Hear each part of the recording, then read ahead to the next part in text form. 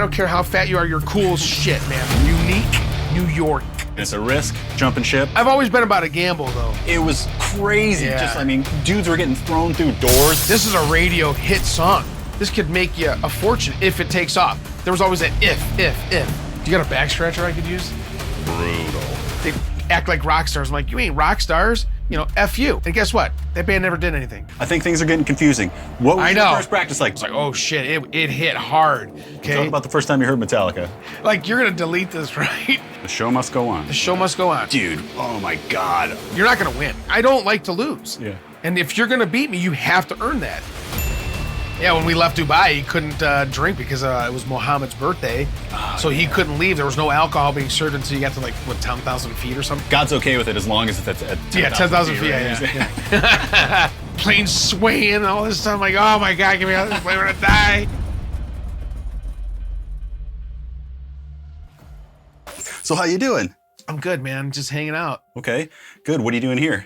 I was in Strongsville. Because I invited you, right? Yeah. I was doing stuff to, I was like, I had some stuff going on and I ended up here in Strongsville. It's crazy. Okay, good. Yeah. Life's good? Life is great. It's funny, we just talked last night, but we didn't talk about all this little stuff we were talking about. Oh, in the band. Some big stuff. Yeah.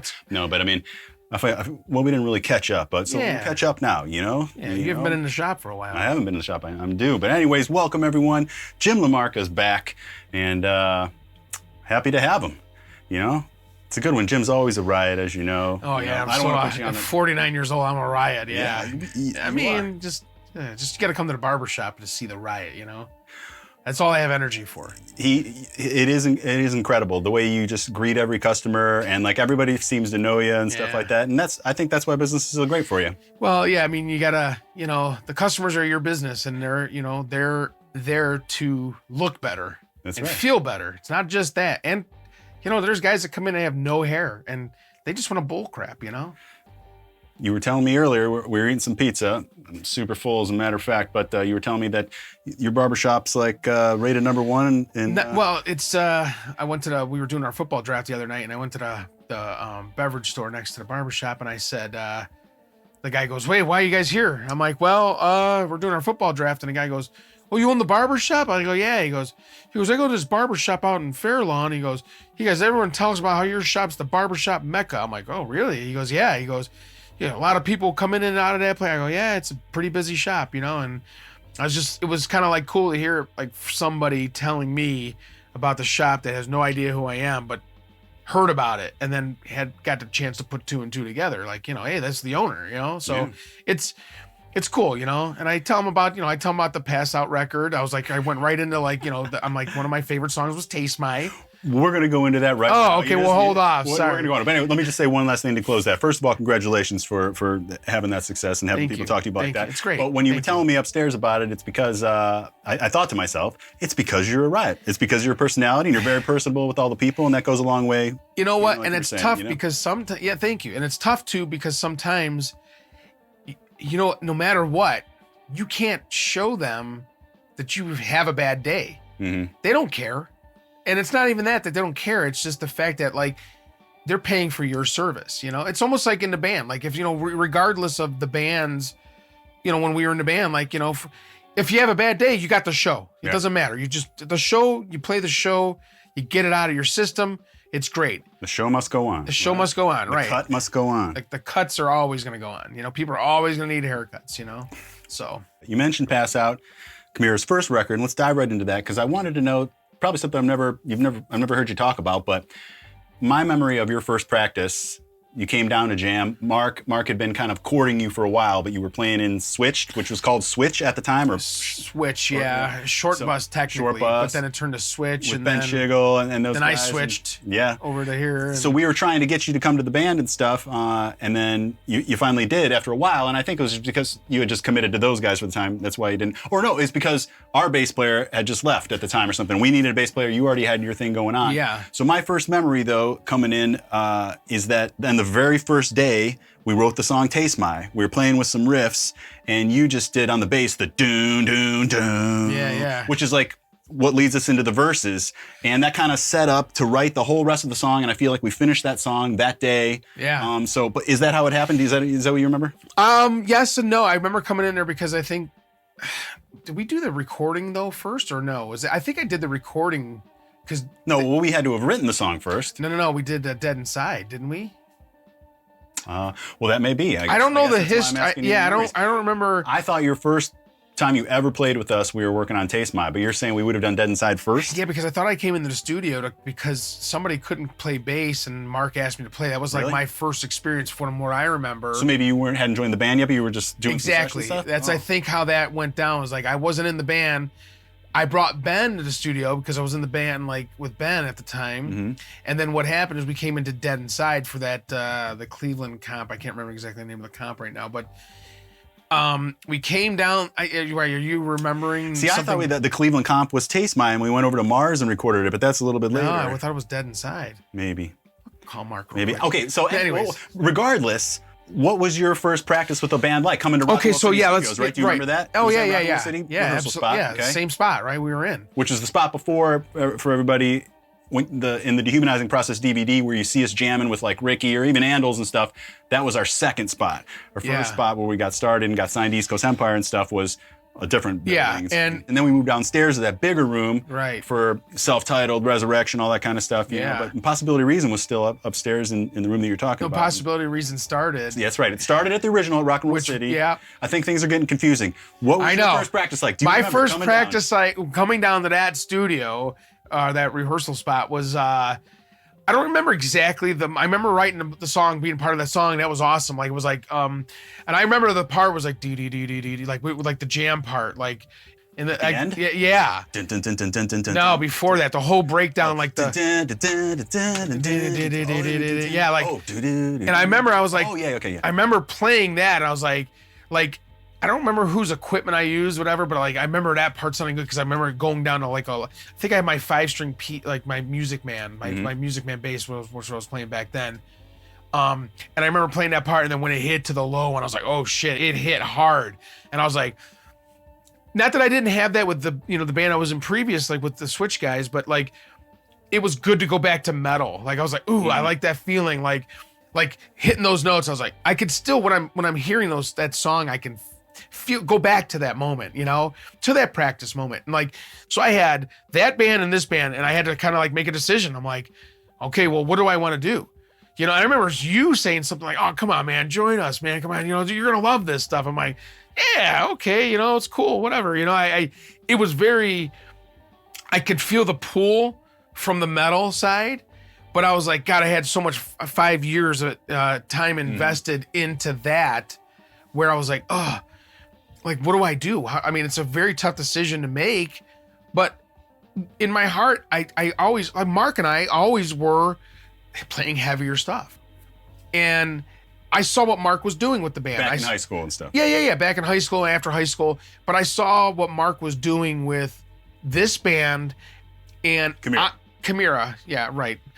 Chimaira. Whatever you want. Well, how do you say it? Potato, potato. Are you serious? I mean, does it matter anymore? I don't think it does. I say Chimaira from now on. Only because I think that's what the general consensus amongst the fans are. Yeah. But because I think people, because listen, at the barbershop, have you ever heard of like what's your band? I say Chimaira. I've said Chimaira, and they're like, what? And I'm like, Chimaira. Maybe I'm the only one left that still says Chimaira. Well, I do too, because that's how we. Yeah, but I'd say most people know us as Chimaira, right? Right. So I say Chimaira. that. Yeah, chimichanga. Right.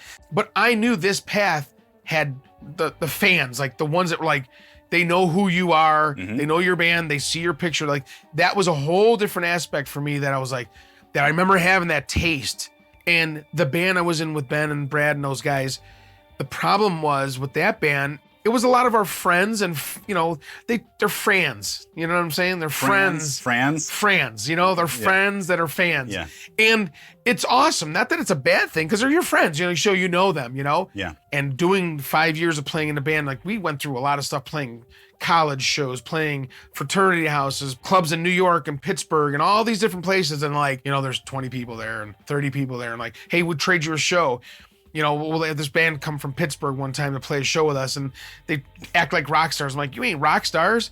We're all the same. Like we're all trying to do this. You know, you're not anything bigger than us. And they treated us like Ryan and never gave us a show. You know, F you, you know? And guess what? That band never did anything, you know? And to be honest with you, I got some kind of lip fungus going on right here. That's gross. A lip fungus. I'll put it like under my sock or something. Okay, perfect. I thought you were going to say under the chair. I like under the sock. I'm just kidding. I don't know. It was like a little, it might have been like an M&M or something from like 2 days ago or something. Anyways, for some reason, I just knew that feeling of how this band had that general love for the music. You know what I'm saying? I knew that was like part of the initial experience, like of coming down there and jamming. I'm like, ugh. It was a tough decision for me to make because I was like, well, these are my buddies. I've been with them in a band for a while, and then here's this band that's like, okay, well, you know, I listen to Mark. He's like, well, we got this going on, this going on, this going on. Like this guy, I'm like, it's different. A different energy. A different energy and a different, energy. a fresh energy, a different energy. And it's hard because I think at the end of the day, it sucked to leave that band because those guys we spent a lot of time together. You're your buddies, you know, you're in a relationship with them, you know, and we grew. And it was like, then this was, I'm like, you know, it's a risk, jumping ship, you know. I've always been about a gamble though. And that's the thing with, you know, back then going to that rehearsal spot was like, I felt like there was something moving there. And like, I was like, you know, you got to jump to that situation. All right. So I think you felt the new energy. It felt good to play metal during that first practice. It felt good. Let's move on to your first show with the band. Because wasn't that something crazy? It was at Peabody's. It was at Peabody's, and Mark had decided. Yeah, I don't want to blame him if it wasn't his idea, but it wasn't mine. But he said we should wear masks and stuff like that. Did you and Hagar wear masks? We all wore some sort of costume. Okay. Like Slipknot wasn't even a thing yet, right? Or was it? Because we didn't see them yet. Yeah. I had just learned about them though. And I was like the CD, never saw him play live, didn't know about. I don't think it was anything about wearing masks or trying to do that. I think Mark just wanted to have like some sort of persona.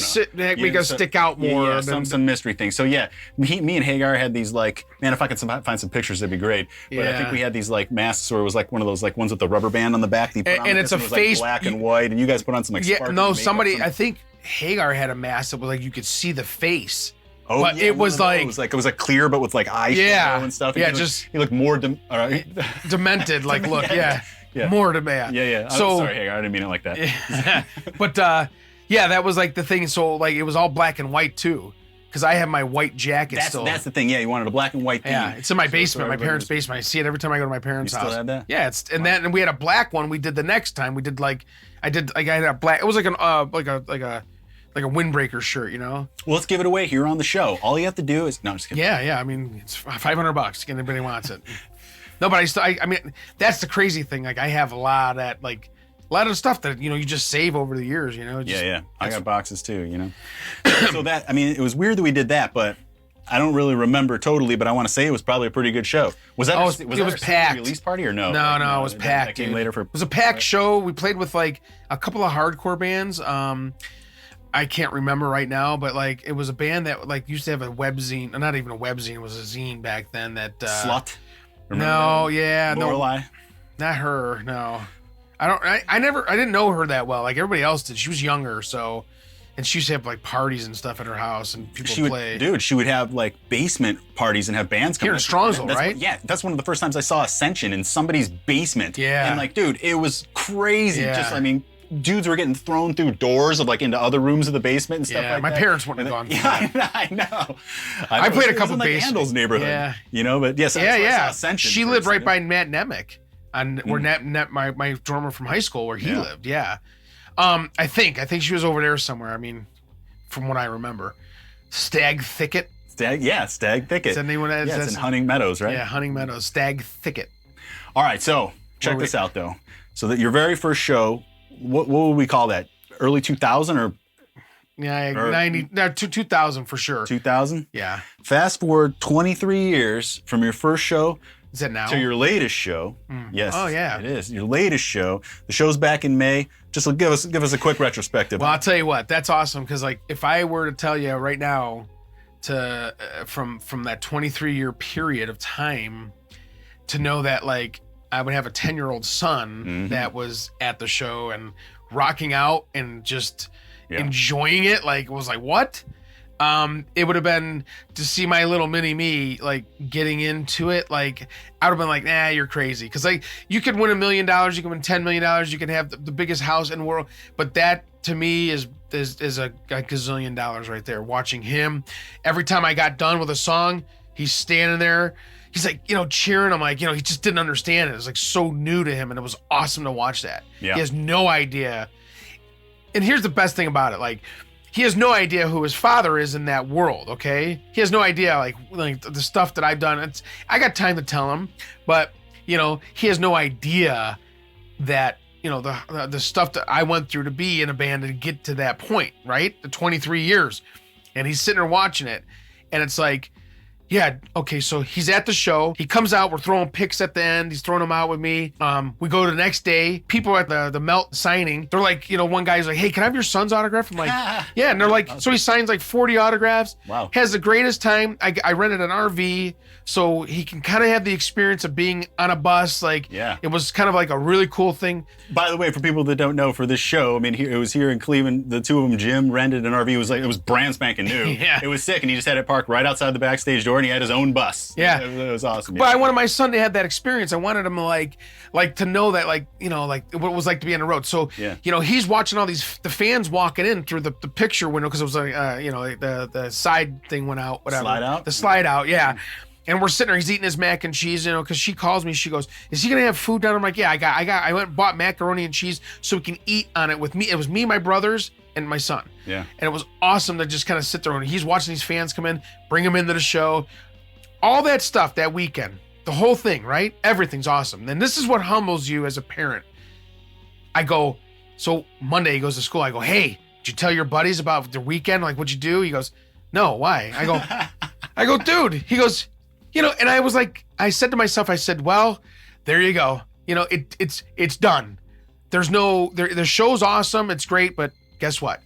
Now you're a dad and you got to go to work and right back to normal life. And it was awesome for that weekend to have all that and experience it with him and the fans and people coming from all over the world. The Melt thing was amazing.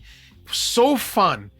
And then Monday was reality. And it's okay though. It's fine. I mean, it's it's cool to live in your I lived in a fantasy world for 2 days, 3 words, those, fantasy rocking out, But it's like you go back to your the real world and you're like, man, that was cool. I'm glad I can even do that.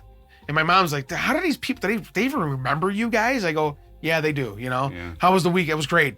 How do these people even know you guys? I go, I don't know, Mom. They just do. They remember us. And that is priceless. You can be a millionaire, you can do whatever, but that is, to me, it was worth everything for us. The blood, sweat, and tears, and the foot crud, all was worth it, Yeah. So do you like things now, or are you living the dream where you have your barbershop and you can still dip your toes in it every once in a while, the band thing? Or do you sometimes wish we were back doing it full time? Would you want to? What do you think? I mean, all those new songs you wrote, they're sick, dude. I mean, I think these kids are going to really like them. The tour that we're doing is I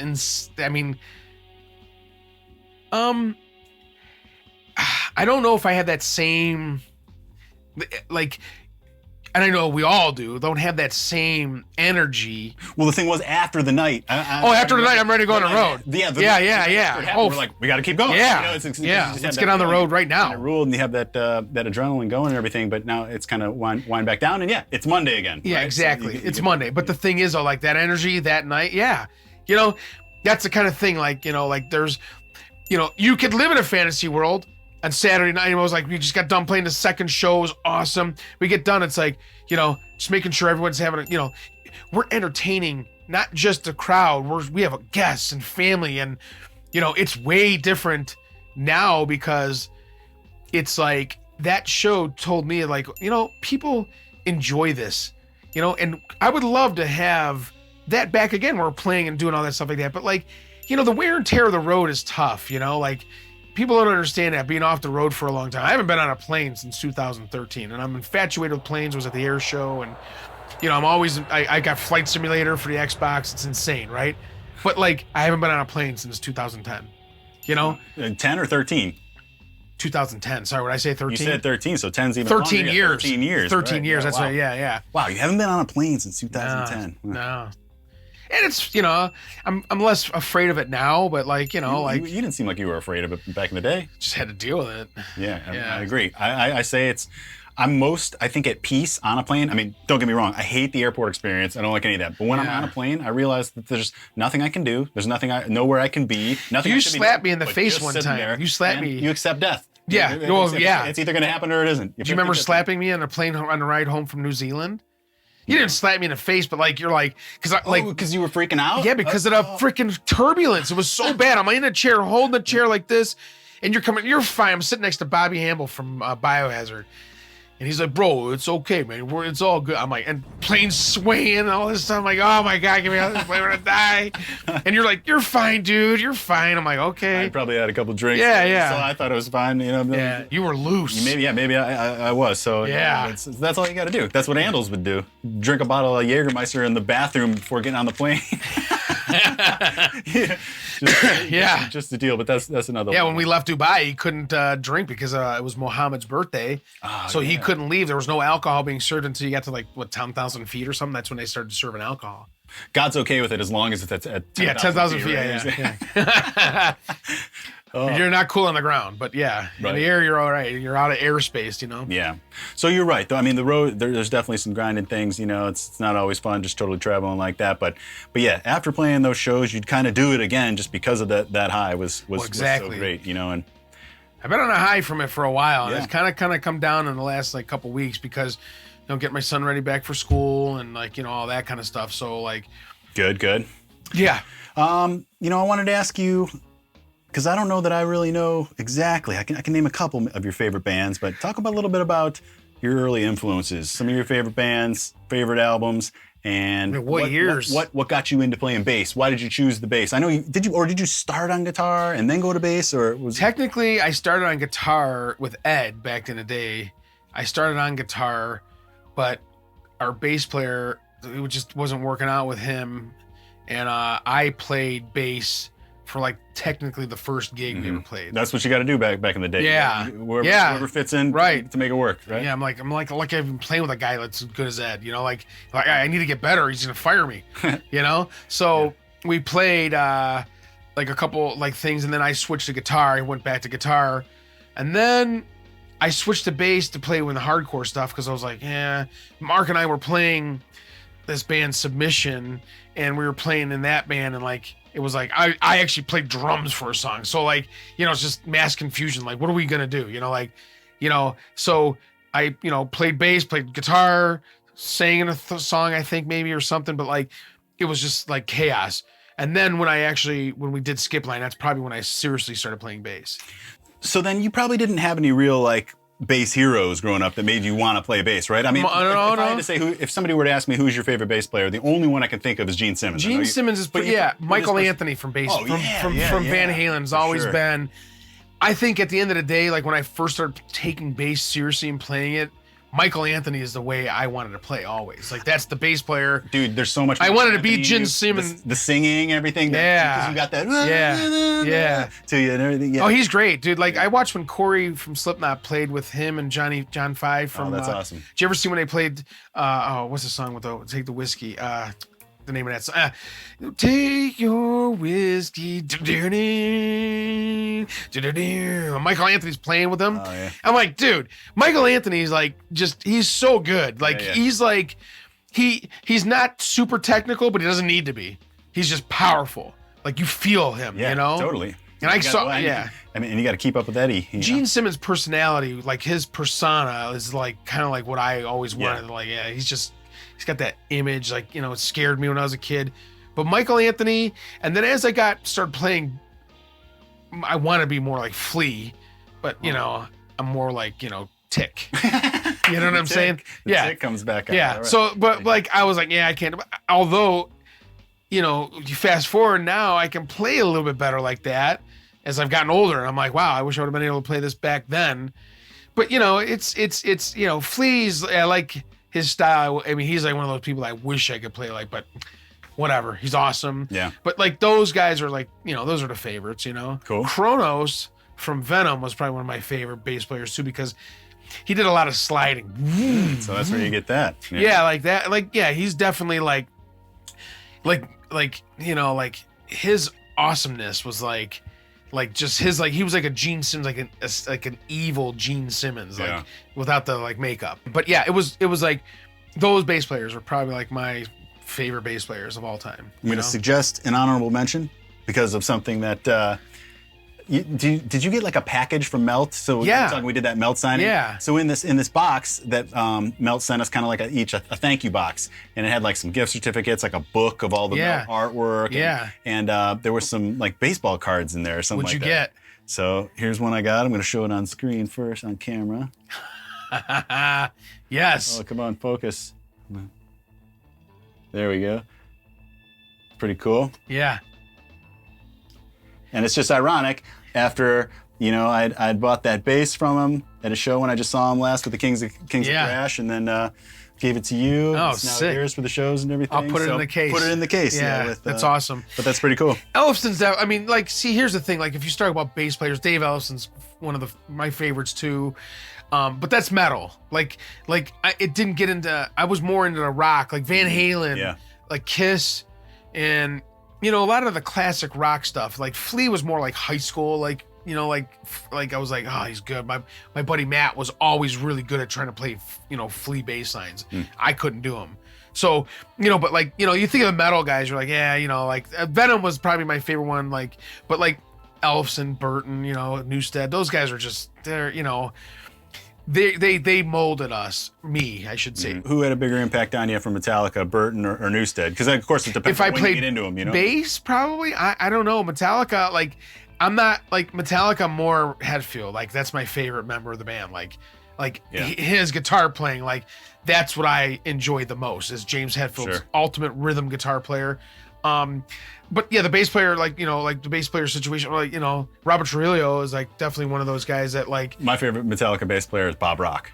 Dude, I just heard today, shout out to Travis Turtweiler, he just told me today that it's the 20-year anniversary of Saint Anger. Can you believe it's been 20 years? Wow. I try to forget about that. I don't know. I listened to it not too long ago, and I was like, man, it's not bad. It's not like, really? Right. I you know what? I'm a Metallica fan. I think I'm one of the like, I mean, whatever, you know, I consider myself a true fan. They could do anything. It's not gonna, I like it. You know, I don't have the new record though. This is probably the first time I've never, but it's like they did it differently this time, this record. I actually watched them on Howard Stern. They were talking, I remember Howard Stern, they were doing an interview. It was Howard Stern. They did the interview and it was talking about, they did this differently. Like, they released something like, but I'm like, wait, you released Enter Sandman back in the day, but like, that was like way, when I was a kid, way hyped up. This was like, I'm like, I haven't really listened to this record yet, which is the first one that I haven't.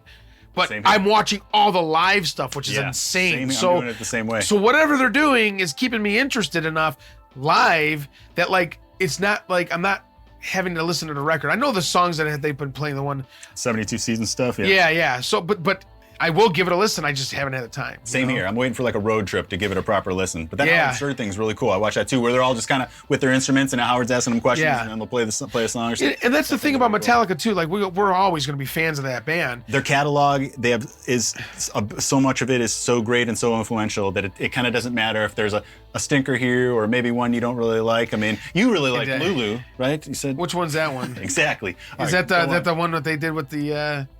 What's his name? Yeah. I can't even remember. Yeah, it was. I didn't even know that happened. Yeah. I interrupted you. I don't know if you recall exactly where, but you were about to say something maybe about the Metallica bass player. Oh, you said Trujillo. Yeah. And he's obviously awesome. Yeah, those guys. Yeah, I wanted to say something else about their like their yellow marketing. Their scheme, whatever you want to call it. Like, that whole thing is pretty awesome. Yeah. Like, I don't know why it stands out to me, but it's. If you go on, like, I watch these reels on Facebook, and when I watch them, it's always like, no matter what, within 5, you know, reels, like 1, 2, 3, 4, 5, it's always like within 5 of them there's Metallica. Something live. Hetfield getting ready to go up on stage smoking a cigar. Like, what the, like, that to me, that's all I need as a Metallica fan, because I know everything. It's like a freaking, I'm like a expert at, you know, that band, you know, like what do you want, a super fan, an elite super aficionado, right? You know, they somehow keep me interested, and it's awesome. That they are like Zeppelin was done, you know, they ended, you know, that sucked how they ended. Okay, talk about the first time you heard Metallica. Oh man, it was well, we were at Frank Audio's house, and I think it was Ride to Lightning. No, it was Master of Puppets. Sorry, it was Master of Puppets. Ride to Lightning, they got the tape. Someone got the tape after we listened to it, but we listened to Master of Puppets, and I was like, I can remember listening to it and like listening to the voice and like not know. See, that's what the problem that was of today is the fact that like when I listened to that record, regardless of what year it wasn't 86 because it came out in 86. It was probably like almost 87, right after the 590 ADP came out. Because that's kind of like right when I started listening to them. So it's like, was that 86, 87, going into 88, and I bought And Justice for All. So hearing Master of Puppets, I'll never forget, like trying to picture just from the tape. Yeah. Like just looking at the tape and just, you know, I didn't need glasses back then, but like I'm like, wow, this is sick. Like that, okay, like I can't picture what it looks like right now, but whatever. Like I'm looking at like, you know, them and like their pictures. I'm like, these guys look mean. Yeah. Like they're not photos, yeah. they're not these glamorized like, you know, like Rat and like all those types of bands. Motley like Crue, Cinderella. Yeah, and those bands to me, I like those bands now. Yeah. I couldn't stand them back then. I hated them. I thought they were poser stuff that you probably can't say anymore. That's what I thought about grunge. I hated it at the time, but now I like it. Grunge was weird too because like I'll tell you what, like when we played in high school, Nirvana was like fun to play, but I want to let people know I liked it. You know, but I liked playing it. Like it was easy, it was fun. You could play bass on it. Like it was fun to play Smells Like Teen Spirit on bass, you know. Do. Like that's kind of another one. Like I was like, you know, playing those types of songs back then was like kind of like another influential thing of because we'd take a smoke break, you know, and everyone go outside and like, let me play the bass. I wouldn't, you know, I'd rather just jam, you know, like not just jam, but like, you know, like let me play somebody else's instruments, play the drums. Like you're always excited to play somebody else's shit, you know? Yeah. But yeah, it was fun to like play those songs, you know, playing like, you know, on bass, you know, or switching to play them on. Had you heard Anthrax yet when you heard Metallica? Anthrax, yeah, we listened to Anthrax probably before I listened to Metallica. Because if somebody asked me what's Jim's favorite band, for some reason, whether it is or not, I would say Anthrax is what comes to mind. But Anthrax is one of my favorite bands of like, I mean that like Metallica stole that because when Metallica got John Bush, I think I was in high school. When Anthrax got John. Yeah, when Anthrax and Sound of White Noise, I love that record, but it wasn't Anthrax to me. Which is okay. That's okay. Now as I'm older, I understand like, hey, you know, whatever. When they got Joey Belladonna back, I was like, awesome. That's Anthrax, you know? And I don't know the story with Dan Spitz, but like, you know, I got to meet him one time. He's a really nice guy, you know? And, you know, the thing is, it's like, whatever, you know, I you know, things don't work out with some people now as we're older. We see that. But Anthrax was like image wise, like I wanted to look like Anthrax. Like, you know what I'm saying? I kind of went through some phases of like the way I wanted to look, but Anthrax was like Scotty, and I was like, oh, that dude looks cool. You know, he looks cool. What did he look like at the time? He had Jam shorts on. Okay, yeah. Like, you know, and then like, you know, sometimes without a shirt, you know, I never did without a shirt on, I never played without a shirt on, but, you know, those guys, you know, had knot in his chest, you know, all that stuff was like, and the thing is, when you meet those guys, I met all of them, you know, they're all freaking awesome dudes, you know, and one of our friends plays in the band now, which is great, you know, and it's like, when I met those dudes, they have no idea, like, I had a good family life growing up. I never had like, you know, my parents were married and still are married and still together. And I never had a rough life. You know what I'm saying? Like that. Like a lot of people have like, you know, shit that they go through. But those were things that like were influential. Like not like some people say like your music was kind of like, you know, you fathered me through, you know what I'm saying? Whatever they say, they're like, you know, this helped me out through this. And, you know, your band helped me out through that. And it's like, okay, I never had that.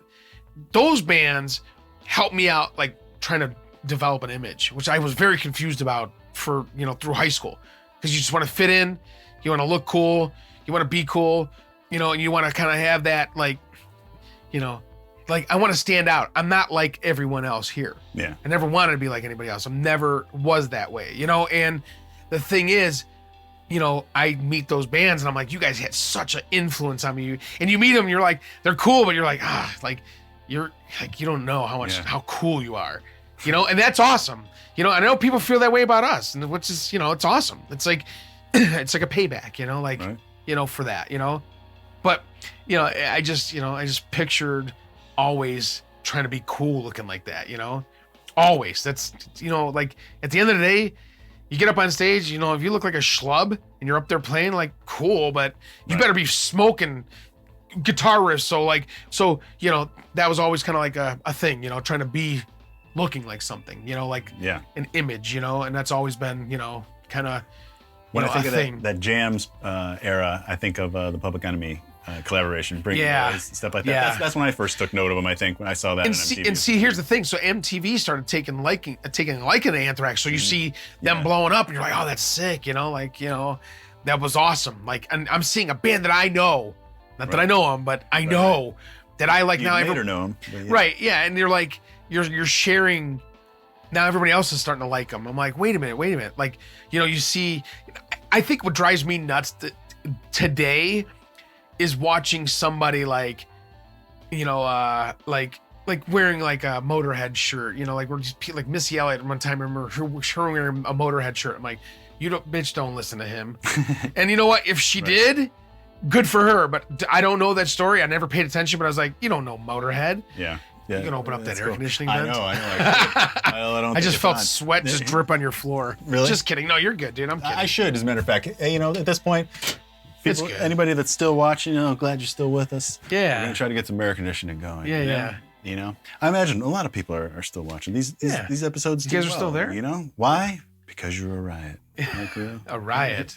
That's how we kick things off. Yeah. When I like that. I mean, I've been near riots. Never run out of energy or things to say, and that's always great. There's one thing, I think it was Todd Bell that said about you one time we were on tour, because you're just energy all day. Yeah. And he just said one day, he's like, Jim's just like a robot, where he's all day, throughout the entire day, throughout the evening, blah, blah, blah, blah, blah, blah, and then at night he just shuts off. Yeah. Now I need a CPAP machine though for that. Wake up in the morning, do it again. But just full energy again. But now you need a CPAP machine for it. Yeah, it's as I've gotten older, the responsibilities in life, like, business wise and all that, like, that whole. Where's the CPAP? Right? No, but it's like, the riot is controlled rioting now. Like, it's controlled. Like, okay, like I go home, veg out. Like if I'm chilling, like, whatever. Like I have to relax. Calm down, watch TV, listen to my programs, and then I go to bed, Yeah, it's crazy. Are you working on anything musically? I haven't in a while. The last time I did anything music was a show, and I basically worked a lot to, get to the point where we were playing a show. I'm like, wait, I'm on stage. I'm like, how's this song out? No. But nothing recently. I've been kind of enjoying the summer. We did a lot of cool stuff this summer. So Good. Yeah, it was a good summer. Hey, well, that seems like a good place to wrap it up. Great summer. Learned a lot. Learned a lot about you. Even though, like, I don't know, many people know this, but I would say I was closest with you in the band the whole time. We ate a lot of meals together, shared a lot of hotel rooms and stuff like that. But I learned something new about you all the time. Yeah, I mean, I'm like a book, man, or like a movie, like a really good movie. Well, a movie ends though, and you. Oh yeah. You can go back and watch it, I suppose. That's right. But, yeah. No, what are you like? Like a. I can't think of it. A good time. I can't think. You're unique. Yeah. You're a unique guy. I'm a unique New York. Yeah, right, exactly. Good. On that note, Jim, great to have you. Thank you, and thank you guys all for supporting Robbie. Robbie, that's right. Go to his YouTube page. You're on it. Oh yeah. Right. That's where we're at. We're right here. Oh, my son subscribed to Did he? Yeah. He's subscribed. He's making it. He asked me if I'm done yet. Little Robbie's got a. Should I FaceTime him for a little bonus thing? See what he says or no? Sure. Well, go ahead. For a bonus, I don't know if we should just include it or make it a bonus. Whatever. But, hey. Before we go, I just want to say thanks for watching, everybody. Jim. Yeah, subscribe and like. Subscribe, the whole spiel. Check out the description box below for all sorts of good stuff. And now, on to the bonus content.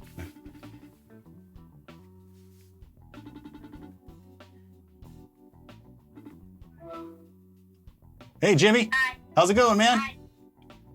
How's it going? What I'm doing? What are you doing? I'm making the stop motion for my Godzillas. Because Robbie inspired you, didn't he?